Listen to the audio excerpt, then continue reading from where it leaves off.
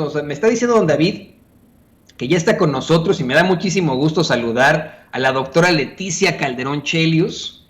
Qué bueno, ¿no? Queríamos ir con ella desde un principio para hablarnos pues esta consulta popular. Primero la saludo, doctora, ¿cómo le va? Muy buenas tardes. Toño, aquí encantada de la vida de escucharte como siempre. Sí, también es un placer ahora que tenemos más tiempo y para hablar precisamente de la consulta popular. Va a ser muy importante que podamos hacer este tipo de planteamientos, doctora. Quiero comenzar con esto. Se habla de fracaso. Tenemos un Vicente Fox, a un Felipe Calderón y a una plétora de personajes en los medios de comunicación tradicionales asegurando que se trató de un fracaso. Tampoco podríamos llegar nosotros a decir que fue un exitazo total la consulta popular, y tampoco yo le voy a preguntar a usted de esta forma, le voy a decir, ¿verdad que no fue un fracaso, doctora? No va a ser de esta forma mi pregunta, simplemente el planteamiento de que en efecto entre 6 y 7 millones de personas votaron. Planteamiento de que en efecto hubo muchas irregularidades por parte del Instituto Nacional Electoral al hablar de las casillas casi inexistentes, el cambio de casillas, que no existieran casillas especiales, además de una difusión muy pobre. Una serie de situaciones que no buscan justificar este resultado, pero que en todo caso, pues sí, son importantes a considerar ante lo que ocurrió. Hoy el presidente López Obrador incluso dice que no se trató de un fracaso, que la democracia nunca fracasa, y es por eso que le quería pedir a usted su opinión al respecto. Mira, Toño, pues yo creo que haces muy buen recuento, así como de un escenario muy amplio, pero fíjate que yo te diría que toda elección se mide y, digamos, pasa a la historia y pasa al recuento a partir de quienes votan. Ese es el universo a partir del cual se habla, digamos, en el primer momento. Ahorita estamos en medio de una disputa que tiene que ver, y ahorita tomo ese tema, digamos, que va más allá de la elección en sí misma, esta elección de la consulta. El punto interesante es que cómo va a pasar y qué queda es qué porcentaje ganó para un punto, para el otro, más allá de, digamos, si hubieran votado 100 o hubieran votado 10 millones, ¿sí? O 100 millones. ¿Por qué? Porque justamente un proceso electoral, pues eso es lo que traduce.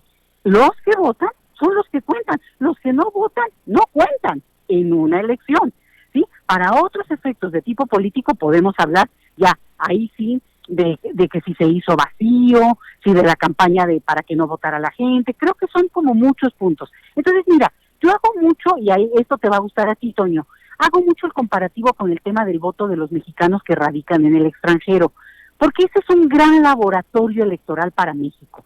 Y lo que vemos es que muchas veces el número de votantes no corresponde con la efervescencia, la creatividad, la presencia numérica de mexicanos que radican fuera de nuestro país. Y sin embargo, sabemos bien que hay mucho interés, que hay mucho compromiso, que hay una gran lealtad de los paisanos hacia sus familias sobre todo, pero que no se traduce en lo que correspondería con los votos que esperaríamos se emitieran. ¿Qué pasa ahí?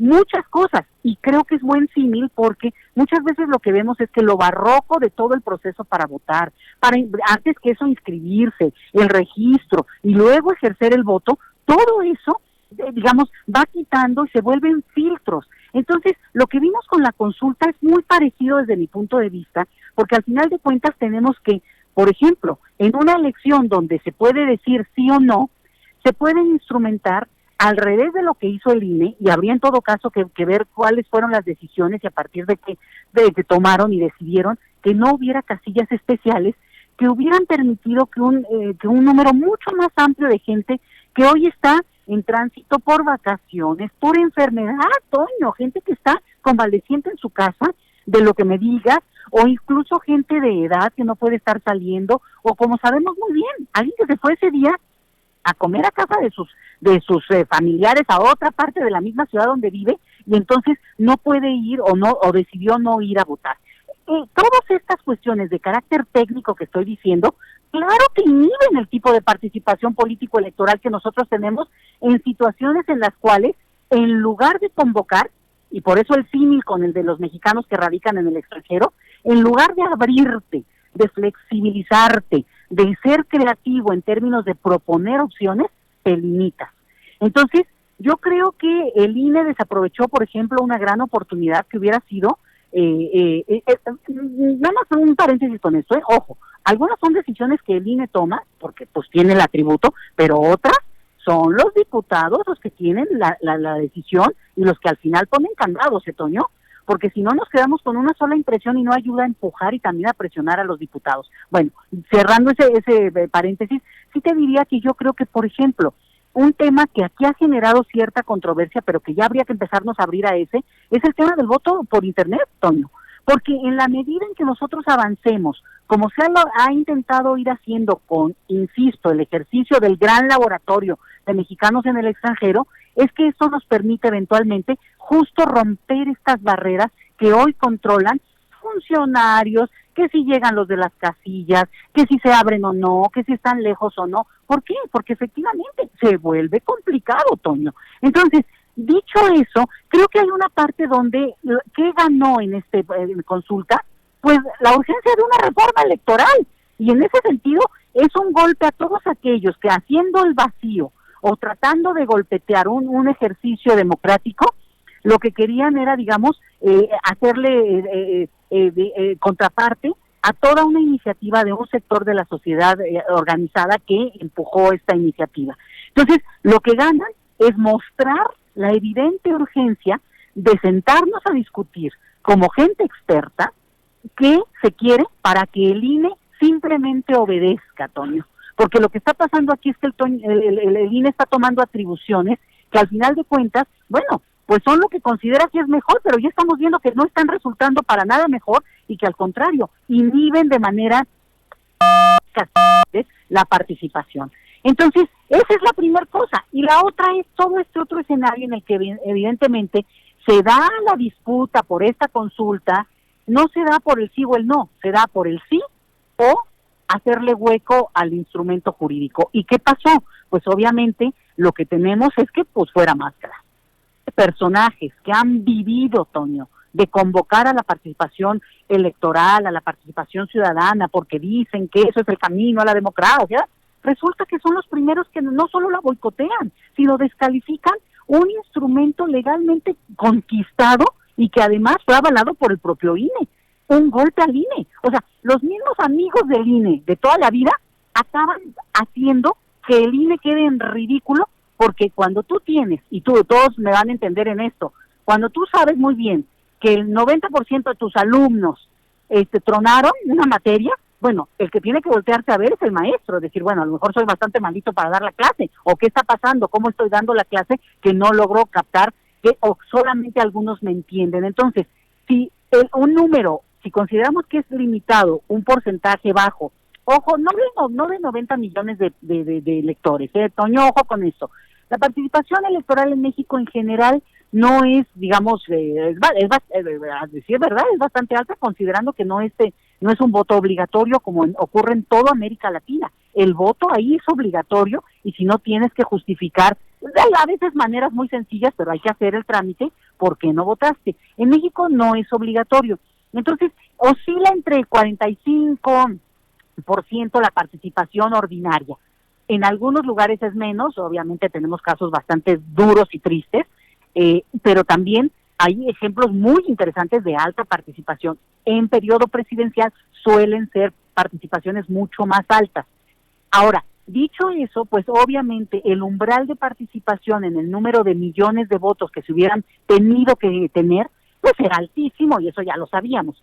Pero aún así, lo que se vuelve interesante es que tú tienes, pues de ese 40% que naturalmente vota, digamos, de manera recurrente, o es la gente que en general participa en este tipo de ejercicios, pues un porcentaje interesante de participantes y, otra vez, quien vota es quien cuenta. Los demás, gracias por participar, porque no están incluidos en esta fiesta.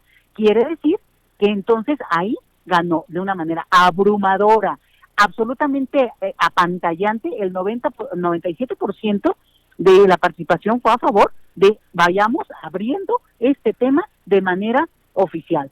Si la ley no se consulta, pues entonces es el momento en que estos que tanto repudiaron, tanto golpetearon el procedimiento, digamos, legalmente llevado, bueno, pues que demuestren que no necesitan que los estén empujando para que lleven a cabo todo un digamos, aparato o toda una plataforma que permita que se empiece a discutir de manera legal y con consecuencias, Toño, lo que es el pasado reciente de nuestro país, que tiene muchas víctimas.